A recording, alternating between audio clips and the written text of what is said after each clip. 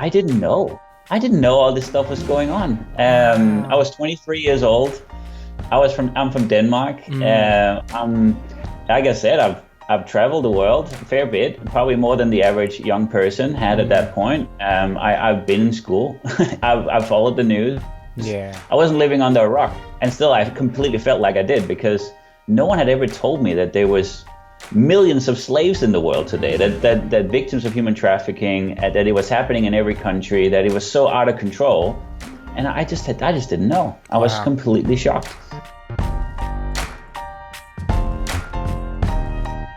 Hey there, welcome back to Justice Matters. Today we're going to do a deep dive into the area of human trafficking.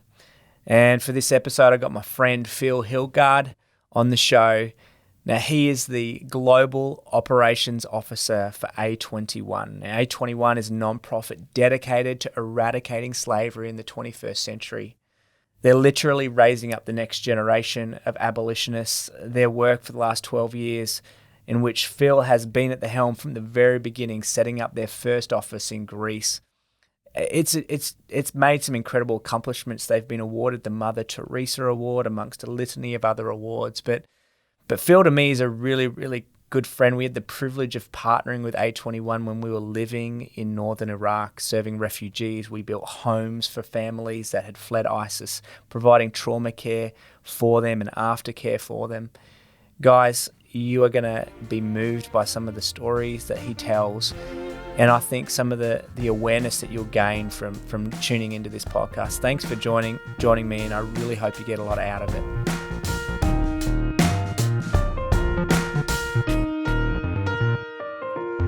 How's it going, Phil? It is so good to have you on the Justice Matters podcast.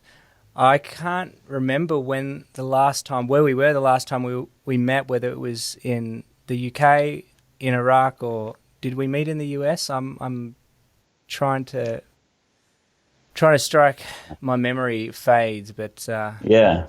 No, we've met a few places, and so I think I'm the same. I think the last time was in Iraq in 2017. Okay. Summer 2017. So it's a couple of years ago now. I can't believe how quick the time has flown, and it's so good to see you. I know. Man, we were doing I'm so proud of the work we got to do with you and A21 in Iraq while we were there. Just the homes we were able to build for families that had fled ISIS, and the trauma care we were able to provide. I mean, it was just it was, for me at least, 3.5 crazy incredible years, and I think you were there for a good chunk of that time working alongside us. It was amazing. Yeah, it was. It's absolutely a life highlight for sure. To get to be part of that and to go there. I never thought I would set foot in Iraq. It was always one of those places I guess I wanted to go. I didn't went there just like you did in the same way, moving your whole family there. It was just amazing to come and visit you and to see, the projects that you were working on there. I was blown away. I think I got to go out there 5 times. Wow. And see you guys. And I'm super proud of what we got to do together. And I love those partnership opportunities. And I think even more so, you just the connection you make personally as well, and with people. You and Sarah and the whole family, they just stand out like incredible people in my world that feel so fortunate to get to meet. And this picture behind me is actually from the second last trip I had out there. I don't know if you remember that, but that's our good friend. That's right. And Nicholas, my friend who came along, took this picture. We were right on the front line there looking out towards Mosul, and this area had just been freed like within a few weeks. And I know. And, literally the front line of ISIS was literally out on the horizon there. And then seeing this shepherd that came back with his sheep walking out of the desert, basically, I'll never forget that. You remember? That's so true. Oh man, I remember that so vividly. And there was families literally. They were in tents that had just got out, and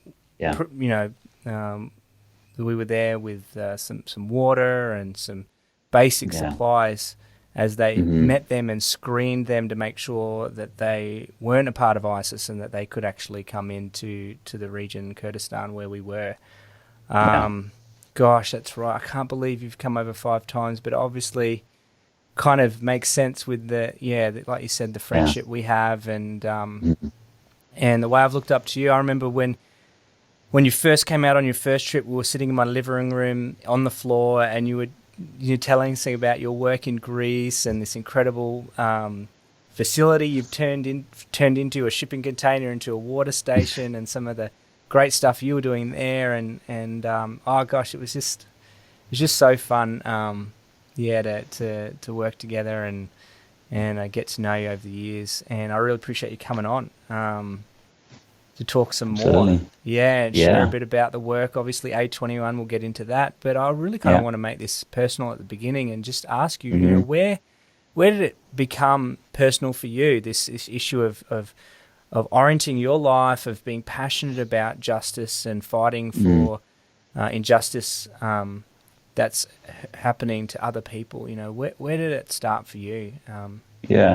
Phil? Yeah, Tim, I mean, you can, you know, I can try to come up with a way of saying it that it's kind of been part of my whole life, but and I think it has in many ways. You know, I think there's been a deep kind of sense of justice, righteousness kind of in you, that you want things to be fair, and you definitely want things to be fair for yourself as a child. You know, you grow up with that. It's got to be right and it's got to be equal and all of that. But, and you know, I was exposed to great injustice, right? I was very fortunate. I got to travel with my dad quite a bit. He went to lots of countries to speak and minister, and I got to go to Africa when I was 12 years old. I got to go to Asia and Eastern Europe and China, lots of places before I was even 18 years old. I got to travel to all these places and really go out and see need and injustice in the world. But just being completely honest, I don't think it ever clicked to me that I could be part of that solution at that stage, at that young age of 18. And so it wasn't really until I had until I really got on the ground in Greece, actually, that I really kind of made the real personal connection with it. I was in Australia for studying there for 3 years, and on the back of that, as I graduated, I got to connect with our founders of A21, Nick and Christine Kane, and you know, they told me, and again, rocked my world, and it was very much an emotional thing, but I would say when it really became embedded in the fabric of who I am was probably about 6 months later. Wow. Yeah. That's I mean, and that was after you'd kind of taken on this role, right? Back in 2008. Yeah. Was that when A21 was kind of established?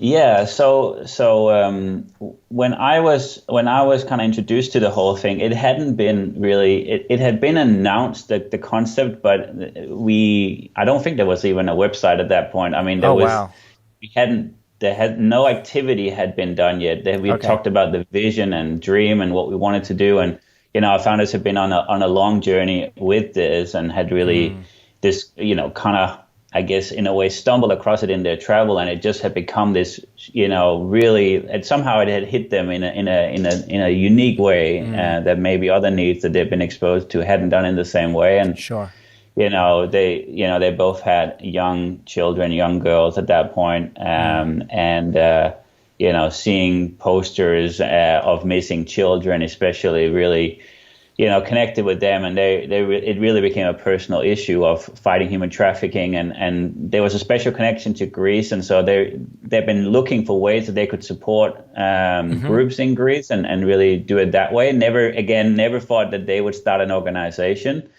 but had really come to a point of like, okay, if we're serious about this, there wasn't something they could really get behind, they felt, and so there was a need for actually stepping up and filling the gap. And again, they had never planned that, and I certainly had never planned to go there or do this. But they were you were just at the right place at the right time, right?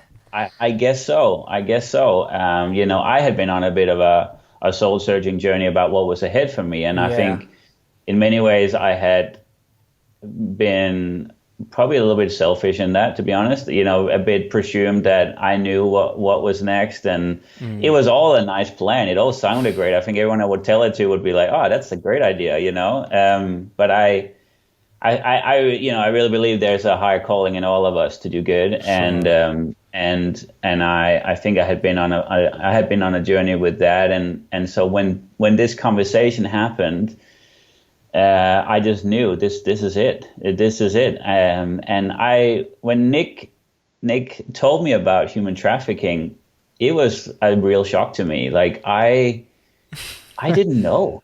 I didn't know all this stuff was going on. Wow. I was 23 years old. I'm from Denmark. Like I said, I've traveled the world a fair bit, probably more than the average young person had at that point. I've been in school. I've followed the news. Yeah. I wasn't living under a rock. And still, I completely felt like I did, because no one had ever told me that there was millions of slaves in the world today, that victims of human trafficking, that it was happening in every country, that it was so out of control. And I just didn't know. I was completely shocked.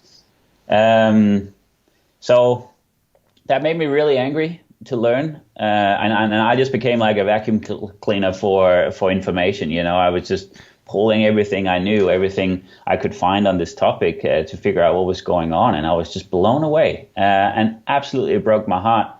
And straight away I was like, okay, they basically asked me if I would go to Greece and start what would be the first operational office of A21. And, so thinking back is like, what was I thinking? But it was like, I literally packed my 2 suitcases, which had all my belongings at that point. And I moved by myself to Greece, to Thessaloniki, Greece, the northern part of Greece. I'd never been there before when I moved there. I knew no one there. Wow. And that was the start of A21, really. So, yeah. And from there, it just this crazy roller coaster that we've been on since. So there might be some people who this is the first time they're hearing about who A21 is, and obviously it's focus on human trafficking. But since it began in 2008, when you packed your bags and moved to Greece, guys have now expanded to 12 countries, I understand. You personally and your work with the work have received the Trafficking in Persons Hero Award for the US State Department. The organisation has achieved the Mother Theresa Award. Now, that's named after my mum, Teresa, who I'm... Right, of course. truly is a saint. She's incredible. But, yeah, I think we all know what an achievement it would be to achieve that award. And obviously right now you're the current global operations manager for A21. Give us the snapshot of what it is that A21 does, maybe obviously your involvement over the years, as you alluded to, it's been a roller coaster. Yeah. That's a big question. No, but A21 is an organization that's fully focused on fighting human trafficking. Our mission is to abolish slavery everywhere, forever. And, human trafficking is our modern day slavery. Human beings being sold, traded like commodities, exploited in labor trafficking and sex trafficking and all forms of that in people's own homes. People are forced to make the food we eat, build the buildings we live in or work in. People are exploited for their bodies, and this is happening globally. Today there's believed to be up or probably more than 40 million people living in slavery, which is more slaves than there's 40 million, which is more than there's ever been in the history of this planet. And so to think that slavery is something in the past is just simply not true. It is very much in our present. It is real in every single country in the world. It's well documented in every country and most communities in the world. And you shouldn't be surprised. if you one day open your newspaper and hear of a case that happened in your town, in your village, in your community, because it's there and it is in the fabric of our society. And you know, this affects vulnerable people. It's vulnerable people who, you know, in all ages and both genders. I mean, it can really happen to anyone, anywhere. But obviously, human traffickers are looking for vulnerable people, right, who they can easily take advantage of. Yeah, prey on. That someone may not miss or report missing, or someone who there's an open door into their lives. And so it really starts with that as a vulnerability factor. And then traffickers will find a way to basically take advantage of this person, exploit them. So there's an exploitation stage. And then what we're also seeing is that if, you know, very, very few victims are ever escaping this. It's very rare for someone to actually get out. It's down to the percentages, you know, to 1 or 2% who actually get out of trafficking. That's many actually die and succumb from what they go through within this. And but those who do get out, those who do escape, what we see is that if they're not helped, many of them are re-trafficked. So they've been trafficked once and into a horrible and unthinkable situation, and then they are trafficked again. Yeah. And having been through exploitation, having experienced trauma like that, obviously you are at an even higher sense of vulnerability than you were in the first place. If you haven't been able to work through and resolve those kind of root issues, then it's very likely that you're still coming out probably an even more broken person than you were in the first place. And so there's this cycle that takes place, right? Of vulnerability, exploitation, re-trafficking. And that's what we're seeing, you know. And so for us as an organization, what we want to do is we want to basically be an off-ramp. We want to be a response to those kind of 3 stages, this cycle of human trafficking that's taken place. And so we have a mission or a strategy called Reach, Rescue, Restore.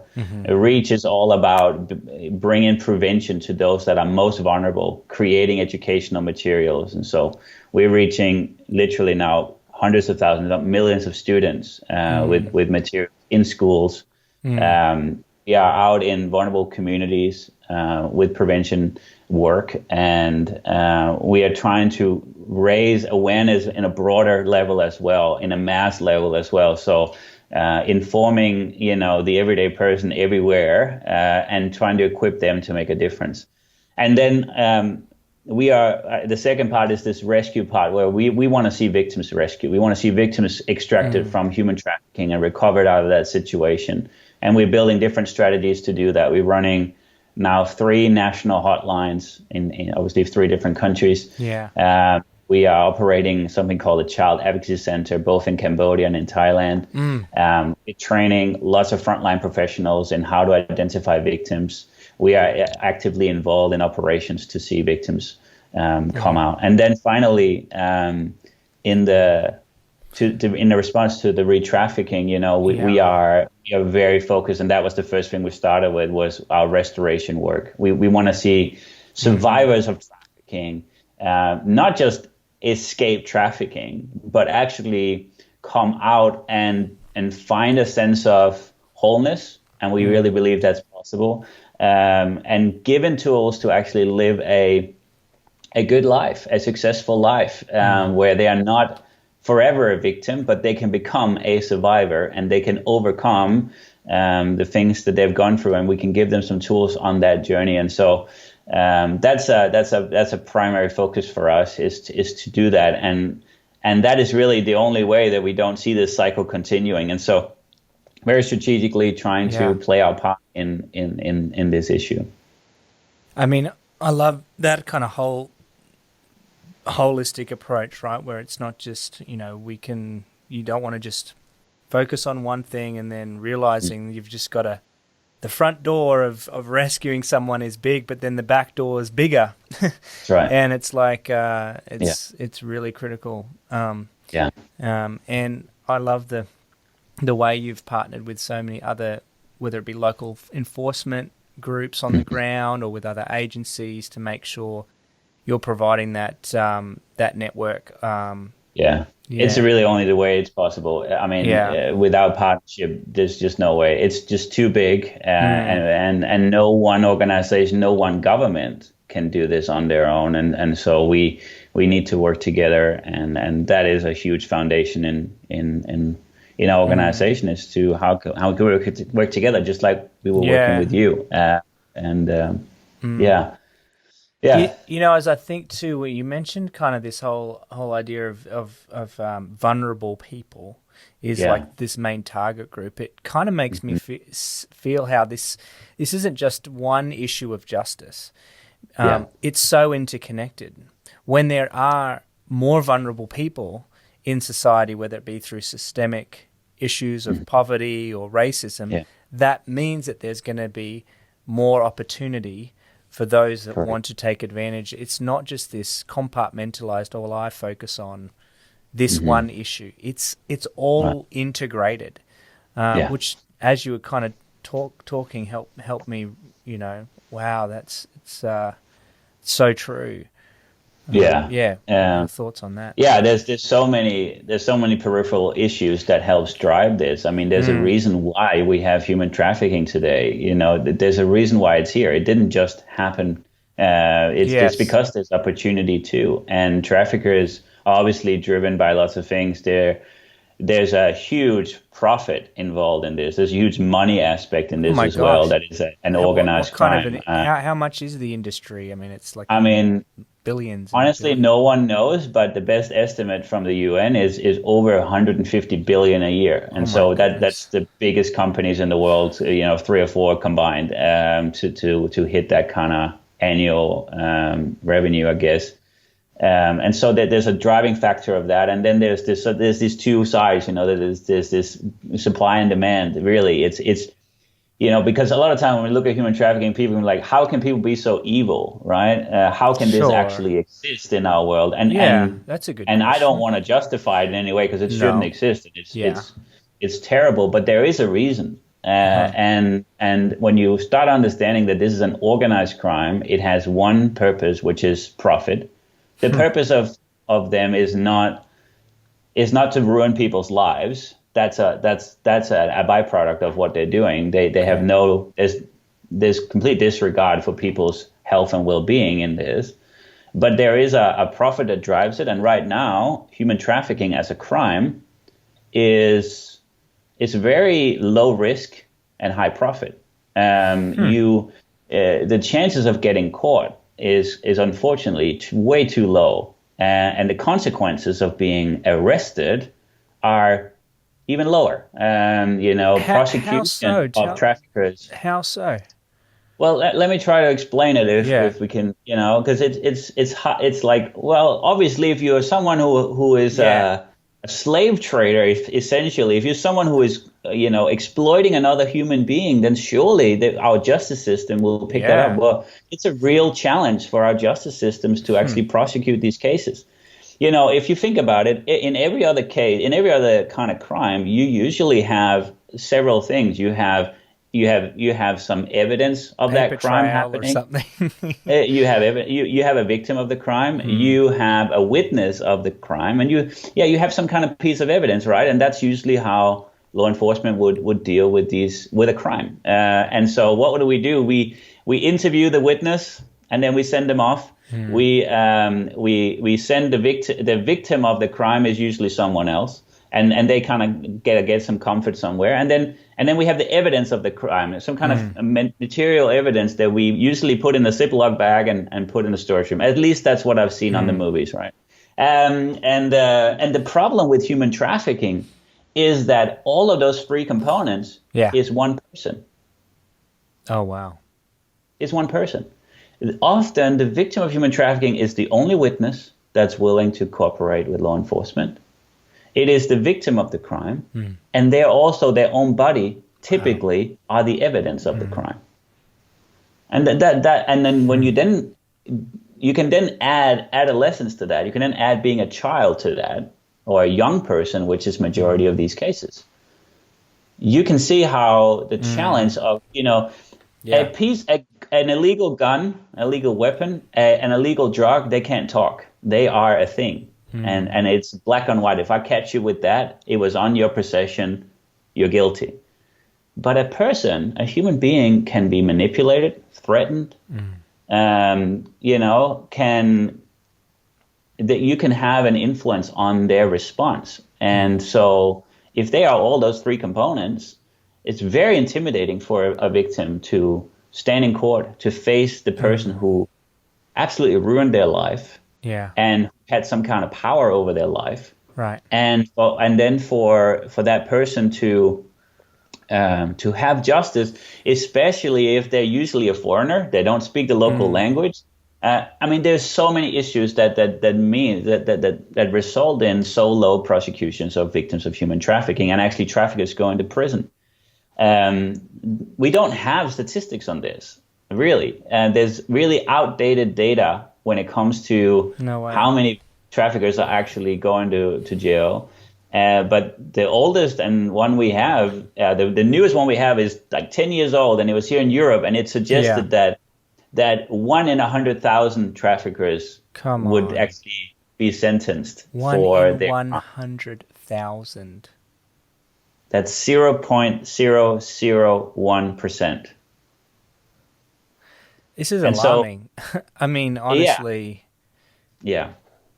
So hopefully those statistics have changed today and they're better, but there's no way that they are the way they should be. And we see this is a battle, so for us in doing aftercare and looking after survivors of trafficking, it's a primary focus to actually, represent them, making sure there's a fair trial, making sure there's a good translator, making sure we have good lawyers, making sure that everything is followed through. Right. And, we have seen now 142 traffickers sentenced to prison. We've won 83 court cases. They've had a combined sentence of, I just found it, 2,600 years, and received fines of $3.5 million in fines for their crimes. And so this is important. These are important. Every single court case is like a miracle. Oh, you know, when you see that happen. And because it means that this trafficker is no longer able to traffic others. It means that it increases that risk of getting involved in this crime every time a case is heard and we have a result, and it brings great justice for the survivors who are involved. I can imagine, like every one of those victories. I was on I follow you guys on Instagram, and I saw your story that you posted up even just for this year, 2020 alone. You have 95 victims identified, 51 new survivors in your care, over 1,300 frontline professionals trained, and over 2,000 hotline calls linked to trafficking. That's just this year alone, which is incredible. I think those numbers need to be seen in the context of Corona, because I would have liked to see even more. Okay, all right. But I'm very proud of how our team has led through this season, because I think we are in an extraordinary season where many organizations have had to close and have not been able to help anyone. Exactly. Been able to function, and we've been able to see new victims rescued right throughout this Corona season, which has impacted every single country that we're working in. Pretty much our whole staff has been working remotely, the last 3 or 4 months. And so being able to continue our hotlines, continue our work, continue looking after every single survivor in our care, is pretty extraordinary. So it's an amazing team. Yeah, and you highlight a story in that in particular Instagram post, and I can imagine for over the 12 years now that you've been doing this, you get some highs, you get some lows. Could you elaborate for me on some of these lows? Is there any particular difficult, maybe challenging moment that you've had to navigate through that you could share on? Yeah. No, it's a great question. It has been an absolute roller coaster ride, and it's been lots of ups and downs, lots of great ups, lots of great highs in so many great things that's happened, but definitely it's a challenging work. There is no manual on how to kind of end human trafficking out there, and especially when we started the early days, it was like we don't know what we're doing. Like we're just trying to figure this out, and I would say personally, those kind of early days were really tough. It was tough work. We had just low experience. We were trying to figure things out. We had suddenly, very quickly, I got on the ground and landed in this brand new country back in 2008, and then we had nothing, right? And we opened a little office and we made it look good, but we didn't really, there wasn't really much going on. Well, within 2 months, we were in the mayor's office of the city, and we basically took over a very, very small shelter that they had tried to set up but had been unsuccessful with. They had been working on this project for 2 years and had helped 4 people. And they were just like, it's very difficult, but here you go. Here's a place you can do what you want to do. We just took over the rent of this place. We weren't donated anything, but what it gave us was just some credibility. We were able to function, and 1 month later we opened this place. So within 3 months of being there, we had a functioning shelter for victims of human trafficking that was certified by the government. Wow. We were barely registered at the point, and so it went really quick. And this is where it clicked home for me. It was one night, I remember it very clearly, 2008, December, I think it was the 16th, middle of winter in Greece. And it does get winter in Greece. You just only go there when it's summer. So try to go there in winter. It gets snowy, it's cold, it's rainy.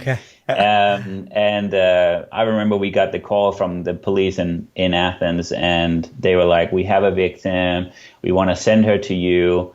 So we were, and we didn't know anything. We didn't have a name. We didn't have anything like that. And they put her on a bus by herself for 9 hours. And she arrived, and we didn't know her. We didn't know what happened to her. We didn't know her story. Nothing.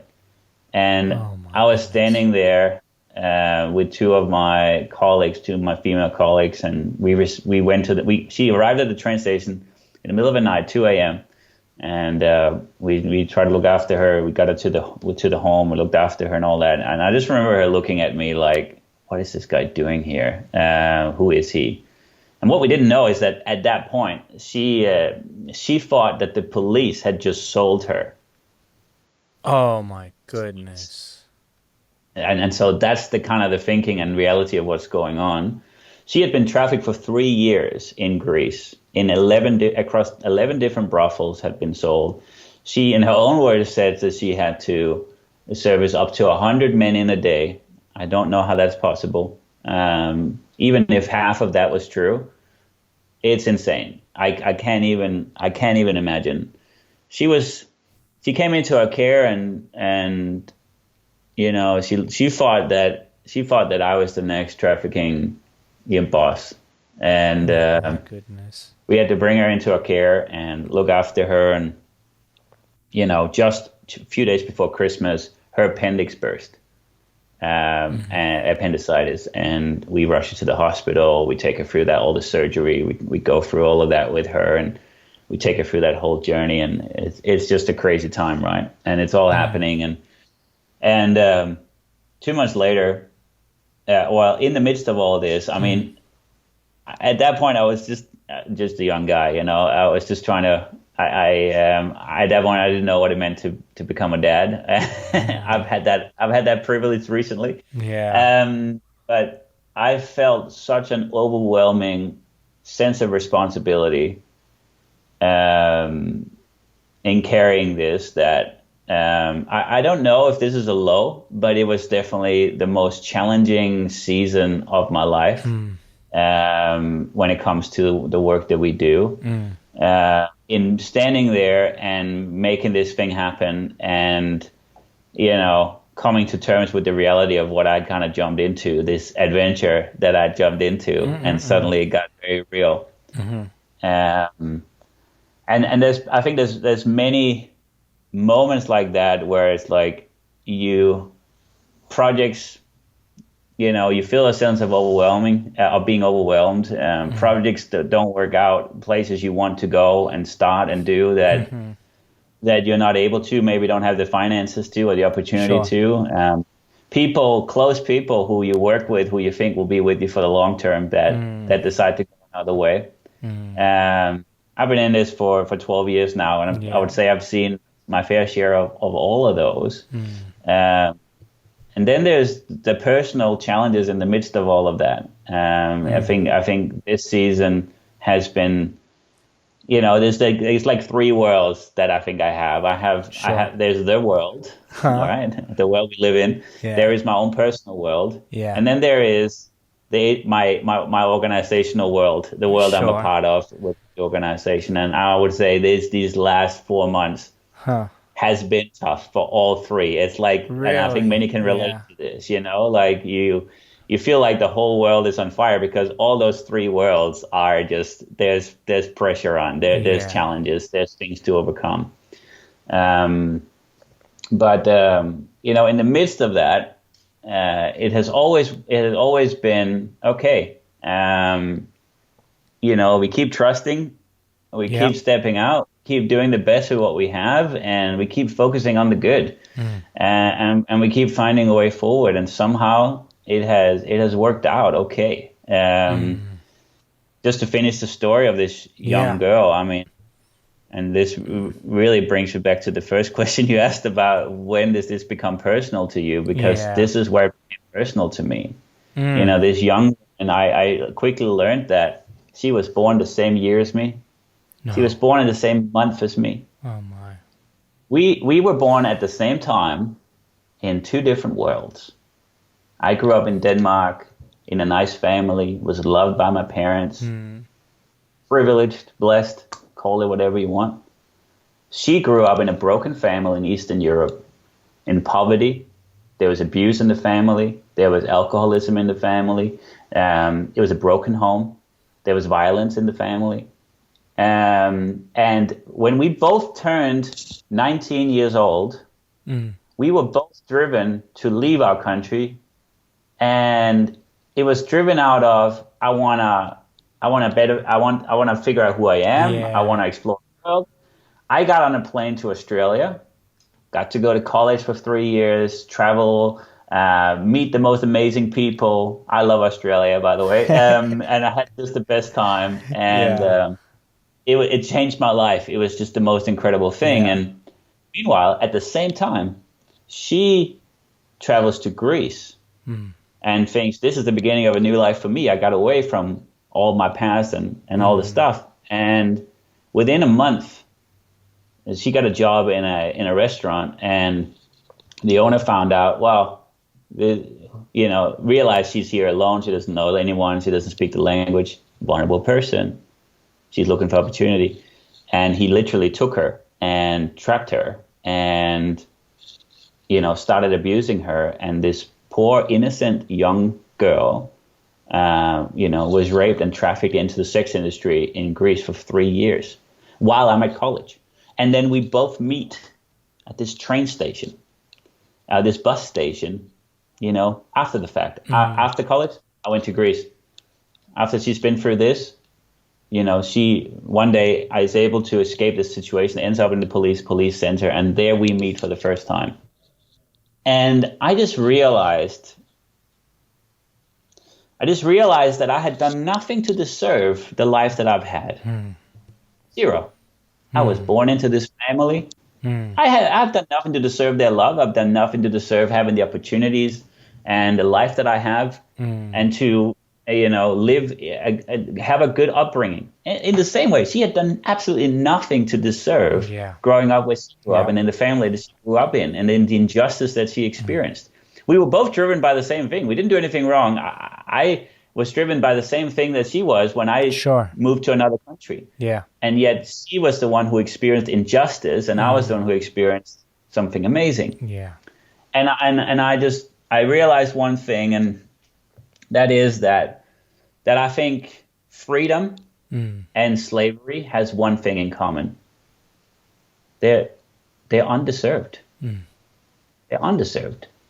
Yes, we all deserve freedom, but I have done nothing to deserve mine. And she had done nothing to deserve her injustice. And so the question that I had to ask myself was, what will I do with the freedom that I have? Yeah, come on. Because if I start recognizing that I have been given something that's very precious and that, yes, everyone deserves and should have, but not everyone has, not everyone has received.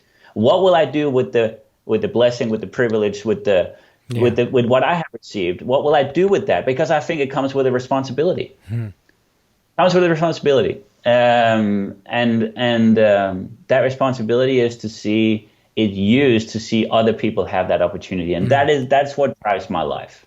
Yeah, that's when it became real for me.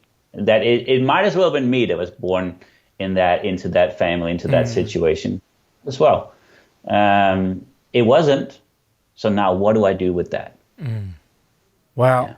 I know your faith is important for you in that respect too, just as it is for me. And I kind of think to this kind of notion of this idea of, justice can be making somebody else's problem my problem.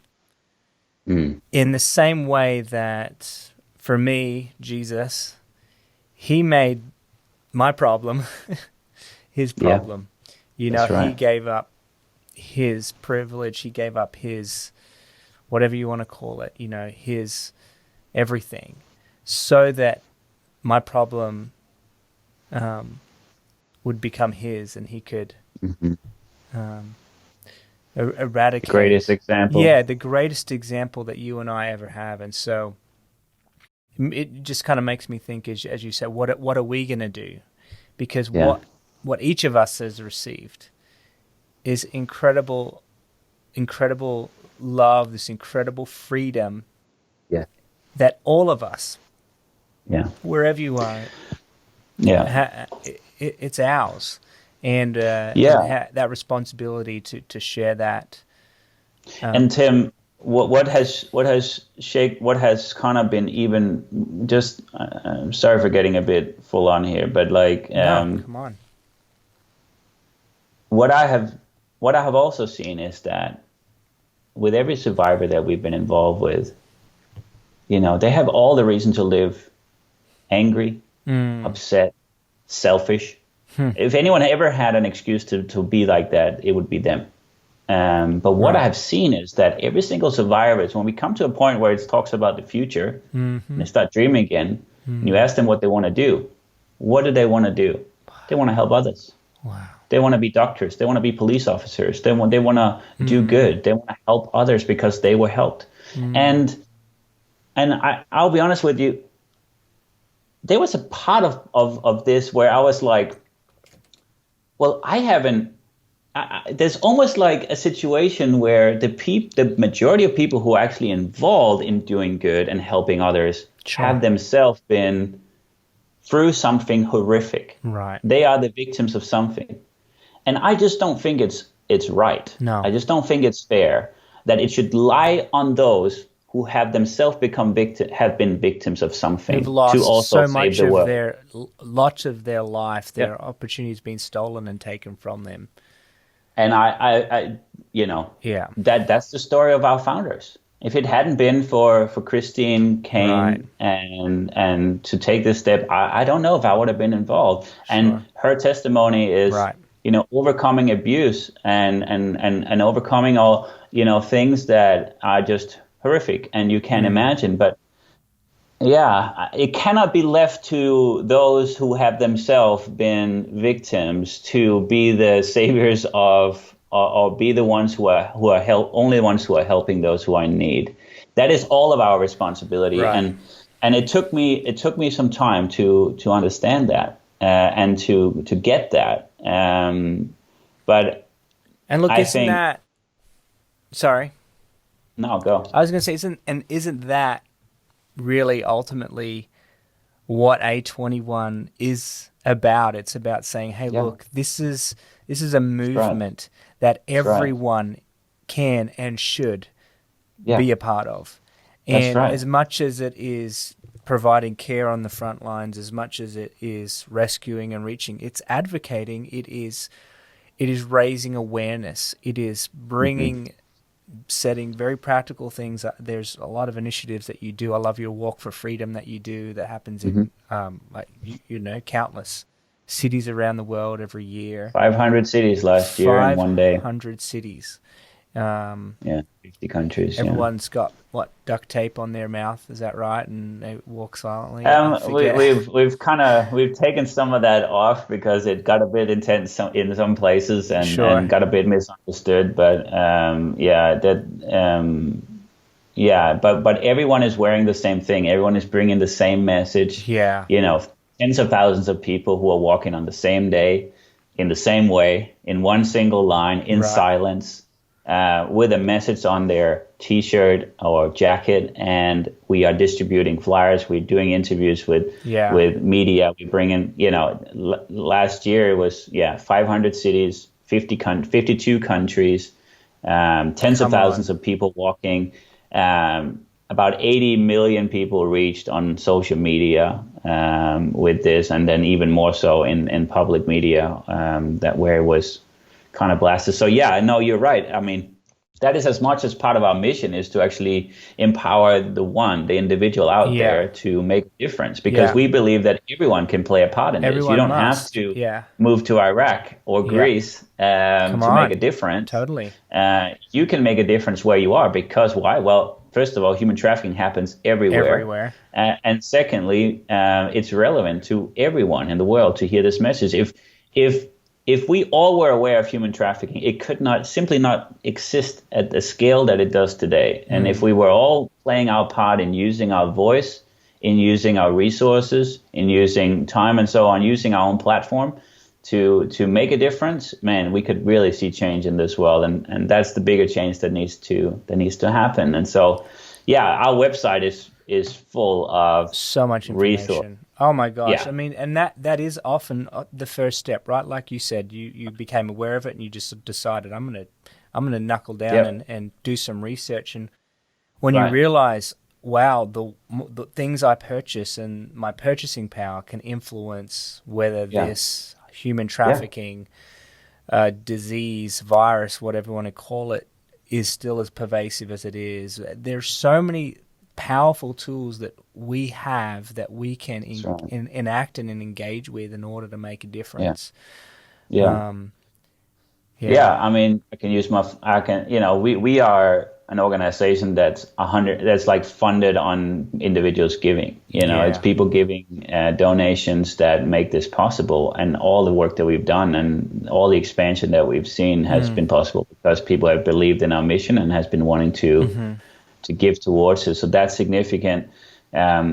There are great resources there that are all on our website where you can educate yourself, where you can use to educate others in your world with. They're all free. We give it all away. We have everything from parent guides on wow, how to actually have the conversation with your child no about human way, trafficking, and even awesome. online safety for your children as well. So, unfortunately, a lot of human trafficking is moving online, and there's a lot of exploitation taking place online. And so, I would encourage anyone who is a parent to go and check those out. They're absolutely free. You can go and download them. There's two different age group. There's one for under 12 and over 12 years old. And so Thank how do you you. have a conversation with them about Yeah. protecting your child online and also informing them about the reality of human trafficking?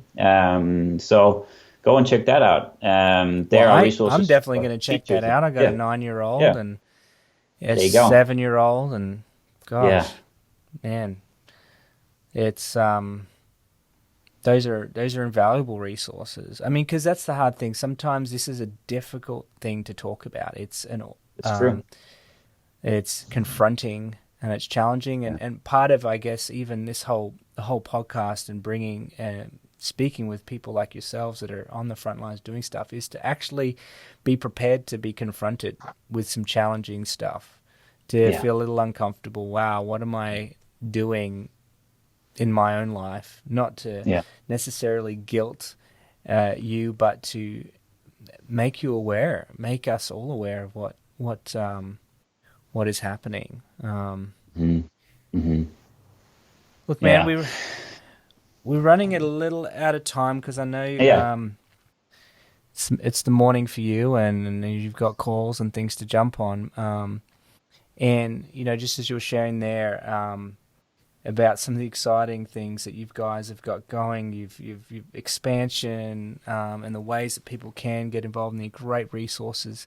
Um, uh, you've had some growth and expansion in your own personal life too, which has been super exciting and an Yeah. incredible journey, I know. And Yeah. I've just, and you kind of alluded it to it early, becoming a dad. Mm. Gosh, tell me about that, man. What's it like? Welcome to the club.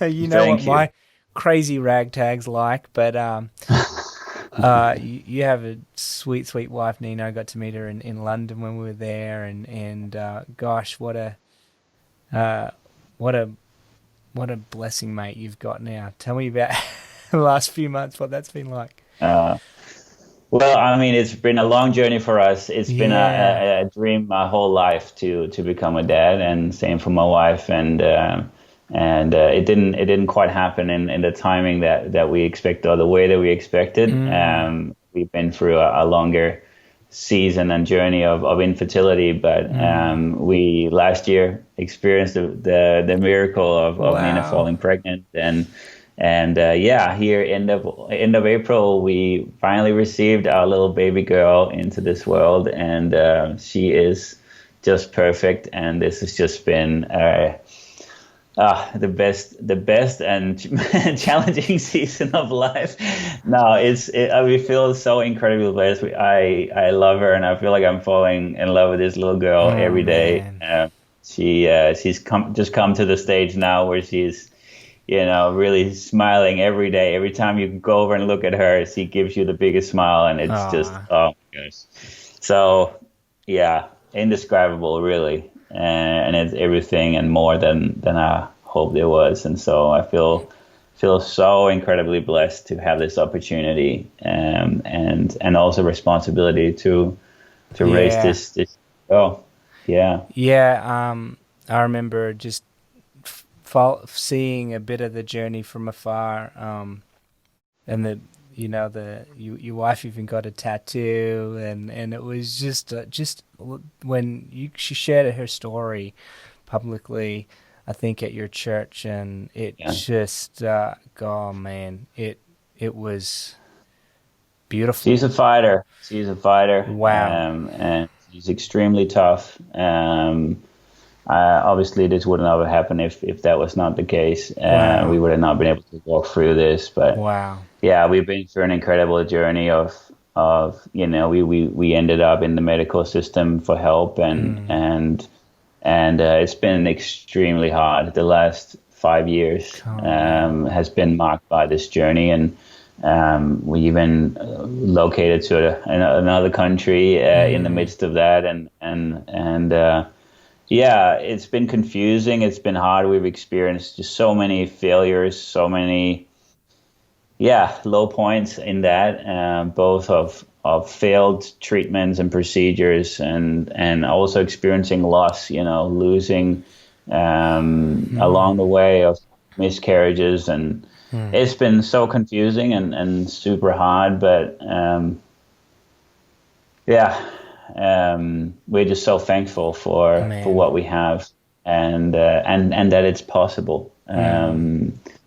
And even through the pregnancy, there's been lots of complications, Yeah, but really. yeah, but um, let's just say we've all been in hospital our fair share this year, Yeah. and then in the midst of Corona Mm. and all of that as well. It's been interesting. So Man. just super thankful that we have our little Lexi Hope. Man, I tell you what, I when I get her little photos pop up on my little feed every now and then that I get, I just she is got the biggest, most beautiful smile. She's blessed to have you and Nina's parents, and I'm Thank you. just so thrilled. to see that journey that you're on. So many exciting things ahead. Is there anything that you want to share as we wrap things up that's exciting and new, that's on the horizon for A21 that our listeners can kind of get a head start on? We haven't quite announced this yet, but we have a brand new concept, and I think by the time this come out, it may have actually been launched. So I'm going to go for it. But do it. It's called this year, because of the Corona crisis. We've had to make adjustments when it comes to our Walk for Freedom, which is our annual event. But this year we're going to do something called the Global Freedom Summit. And it's an amazing idea that really will work under any form of government restrictions and anyone can get involved in this. And it keeps a lot of the idea of Walk for Freedom, where it's about us being made aware, about spreading awareness in our world, and then taking actions to make other people aware around this. So it's going to be kind of a single day focused around October 17th. And so if you haven't, if you're not following A21 on social media or the website, do that, and you'll find all information there. Over the next little season, we're going to start rolling this out, and we're just believing that it's going to be a real statement real stake in the ground when it comes to, this generation. We believe that slavery can end, that we can see an end to human trafficking, and that, we can live in a free world where people have freedom and are not trapped under this atrocious injustice. And so, your voice matters in that, every single person out there. So I really hope that many people will find a way to be part of that. There's many ways to get involved in that. And really, there's a way for everyone to get involved, no matter what your situation may be at the time. So I look forward to see that go out there. And so that's a big one that's coming up. Oh, it's exciting. We're really excited. Awesome. So October 17th, they can follow. I mean, definitely follow you guys on Instagram. I love the updates I get. What's the handle for that? A21.org is our website. At A21, A21 on Instagram. Easy. Then find us there. We're also on Twitter and Facebook and all that. But you can find us that way. So go to the website. Great resources for your family, for your own education. And there's so many ways you can support, donate, and just get behind this incredible work that you guys are doing. Man,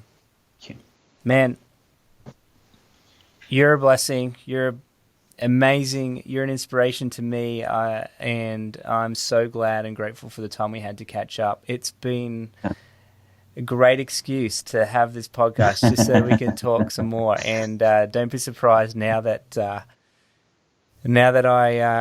got your Skype details again, that I don't hassle you again in the near future, and we can please catch up do, some Tim. more. Tim, you are one of the few real people that I look up to, in my life, and the way that you guys have lived your life and are living your life is just an incredible testimony to how, I want to live my life. And so you are an incredible example for me and for many others I know. And I just love your spirit and your heart. And so thank you for the opportunity to be on this podcast and to speak to all your followers and listeners in this way. I don't take it for granted. So thank you so much. And please do call me. Oh, you betcha. Please, I will. Let's stay in touch. I've got a cute little boy, August. He's pretty handsome. I'll start. I see. Yeah. Anyways, look, mate, I'm gonna let you get out of here and get to your family and get your day going. Thanks again, mate. We'll talk again soon. You. Yeah. Thanks, Tim. Take care.